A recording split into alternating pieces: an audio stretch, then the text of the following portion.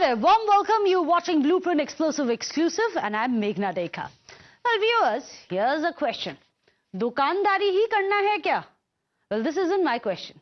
This is the question by the Union Minister Piyush Goyal at a startup mahakumbh which has started in Maha debate in India as well. In fact, while addressing the members of the startup community, the Honourable Minister has compared India with China. He's in fact used this slide that I'm going to be showing to you to put across his point of view. Well, this slide says that India versus China, the startup, the reality check.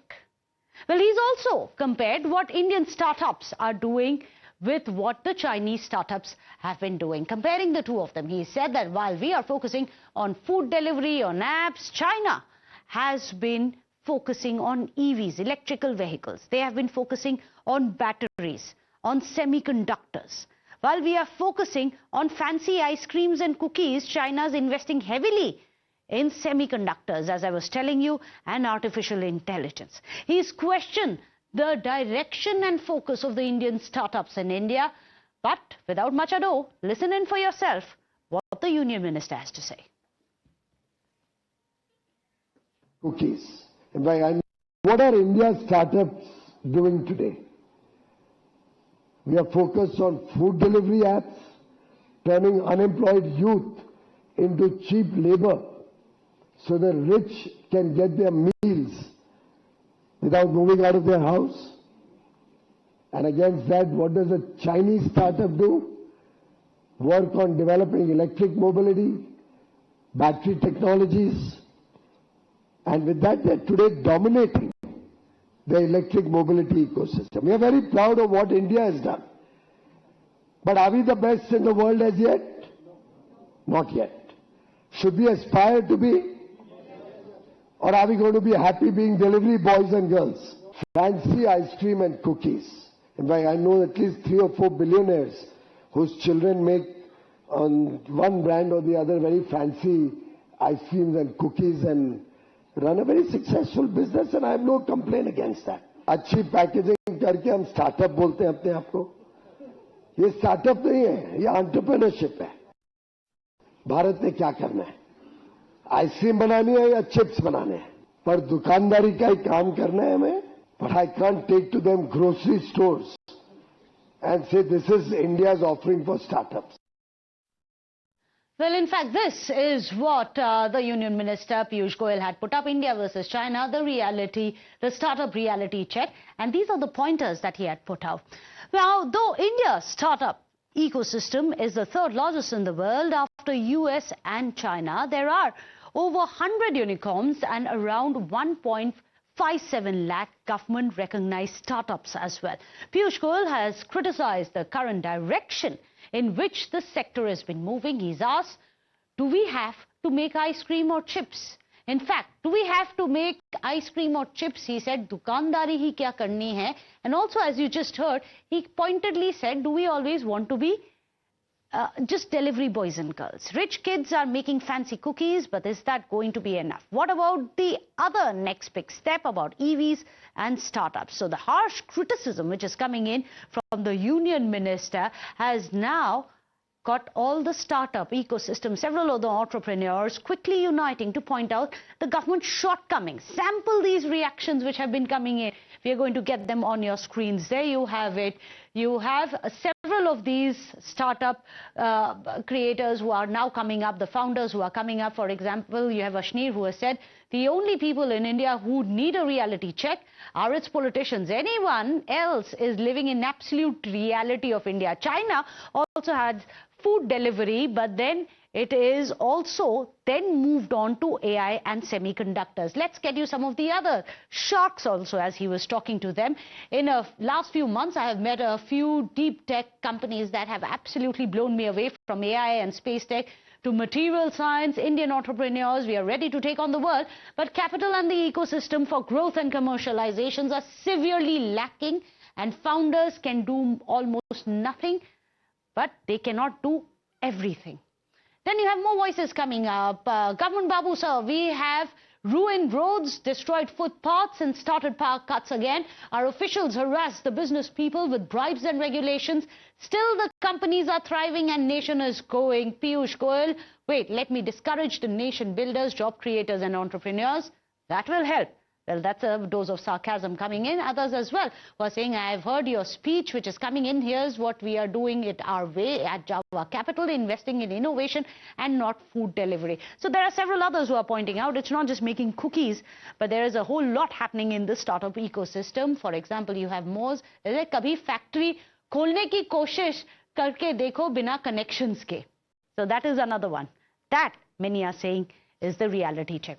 Well, Piyush Goyal, of course, didn't take any names of companies, but his speech was seen at an apparent attack on the quick commerce businesses. And Zepto co-founder and CEO Aditya Palicha had taken to LinkedIn. He also defended the Indian startup ecosystem, stating that it is easy to criticize consumer internet startups, especially when it's compared to the deep technical excellence being built in the US and in China. He, however, has also very categorically cited the example of his own company.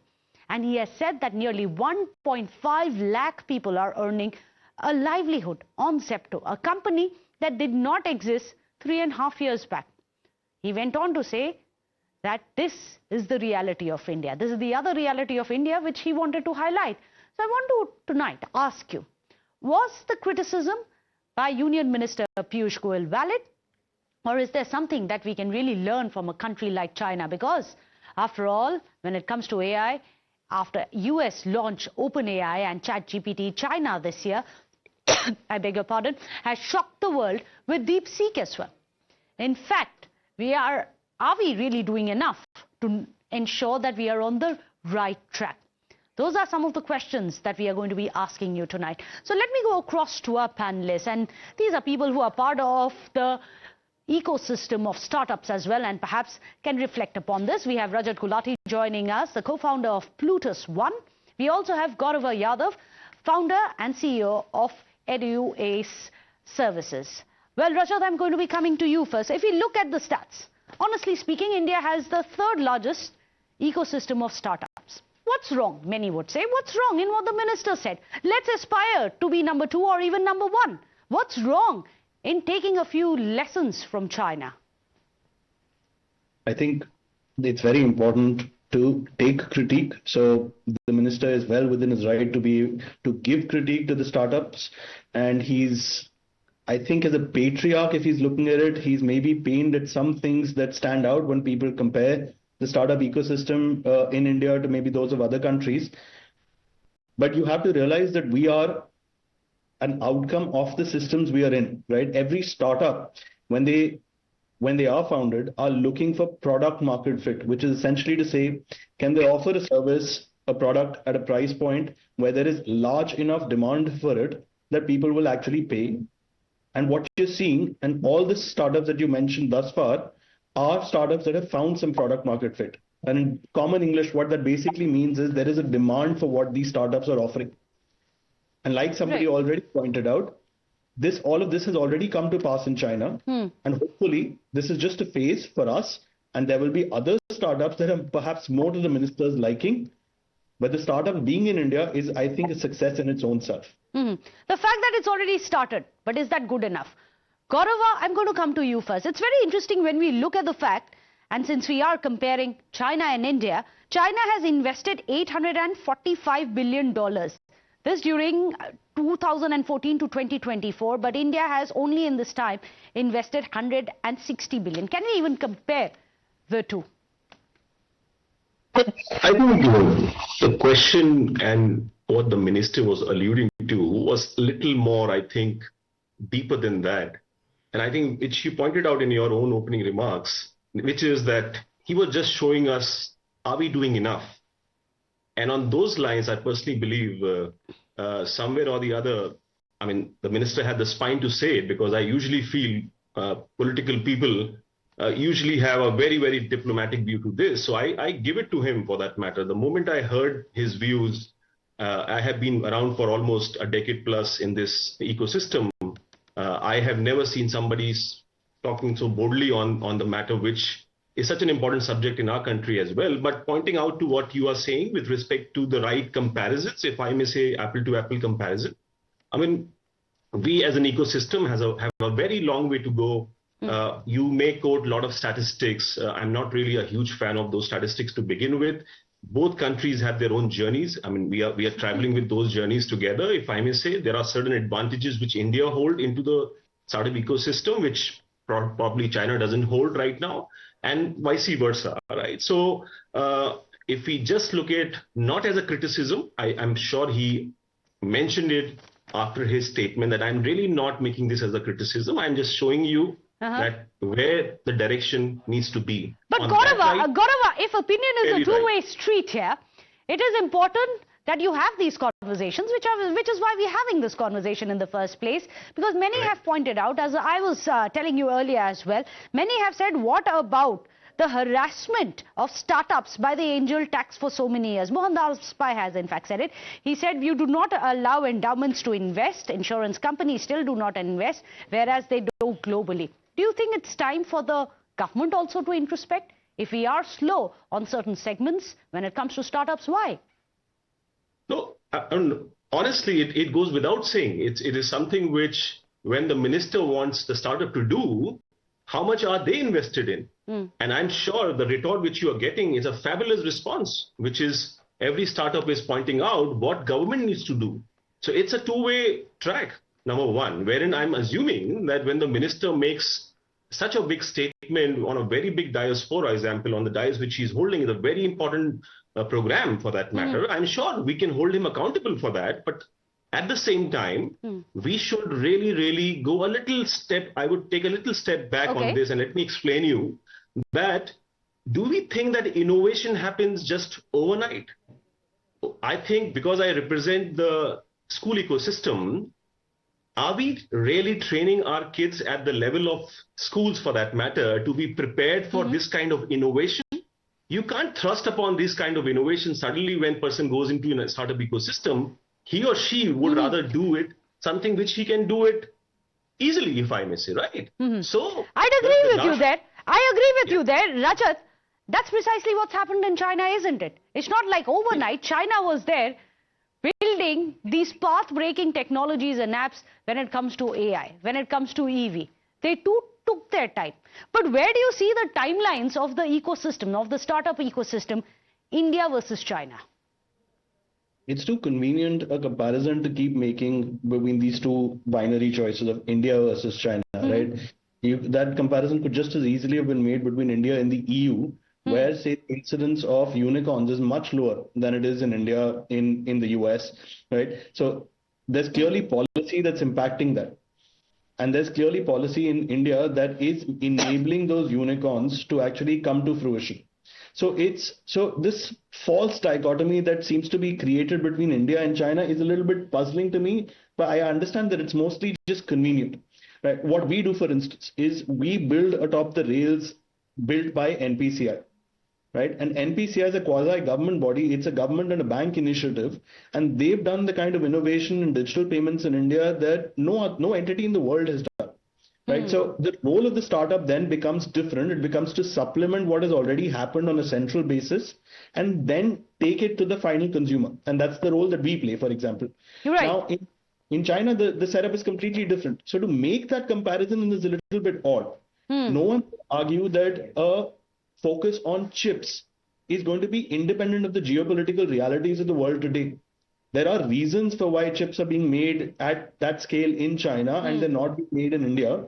And that, honestly, is a government problem to solve. That's not something that an individual startup can do or even a cohort of players in the industry can do. That's a problem that the policymakers need to fix. Do you concur, Gaurava Yadav? There are problems which need to... No, I said it in the very opening point, which is that we have our own set of problems. We have our own set of, if I may say, limitations. Like what? Gaurava Yadav, would you put specifics just to give you a sense of that, just to give you a sense, I personally feel that the kind of what we say with respect to startups should be doing with respect to the kind of support a startup should get in our country is absolutely two different worlds, right? We are right now using very big fancy words which is ease of doing business, etc., etc. But if I may ask, I mean, I just put a very layman thing. India as a country have not been able to even solve the GST thing. It's such a big nightmare for startups, for me and a young startup to begin with, for that matter. So I see this with a little optimism, Ms. Deka, which is very simply, when a minister or anybody of this stature makes this statement, the best way to make a point from there is to hold them accountable for this now. Now, I think it's a great opportunity for all the startup ecosystem. Whenever they have to really get their thing done, they should show this cliff to them. And I think that's the best way of retorting to this entire proposition, rather than saying this is either or situation. I think it's very interesting for us to evaluate where the startup ecosystem is and when the government is. You specifically looked at the GST system that is being touted as one of the biggest reforms which has come in. But Rajat, would you like to weigh in? What's the way forward? It's important for us to look at a way forward. What are the recommendations that you'd make, both to the government, even the community of startups? I think there is a recognition that startups do what governments cannot, and vice versa, right? There is, Absolutely. they can support, right? So the government needs to provide the policy support, provide the rails, and then it is for the startups to find what the market realities actually are and solve for them. So if you're going to build, if you're going to innovate, it's going to be at the startups, but R&D, especially the kind that the Honorable Minister is referring to, is capital intensive, depends a lot on IP protection, takes a lot of time, and is very risky. It may only turn out that maybe 1% of investments that you make in R&D will ever turn out into something fruitful. So you have to create conducive conditions for R&D, for chip design, for material design. The kind of work that he's comparing between India and China is, whether by fiat or by law, those kind of conditions have already been created in one economy and they are yet to be delivered in this one. Despite that, some of the startups that have already been mentioned, and even in your opening monologue, are doing fantastic cutting edge research, and they're actually bringing commercial products to market on top of that research. So I think what the real thing here is, yes, there is work to be done. There's always work to be done. To me, the question is, was it a stick that should have been used to talk to startups here, or was there a carrot? And I think it's in the absence of carrots that we're using sticks. Absence of carrots, but hopefully, Rajat, we can get you some chips on that. Thank you so much for joining us. Unfortunately, gentlemen, we are running out of time. Rajat Gulati as well as Gaurav Yadav for joining us on the show. Well, let's call it India's unicorn dream. Something that hopefully the startup ecosystem as well as the government can together work towards and ensure that we realize. Without a short break, don't go anywhere. I return in 2 minutes.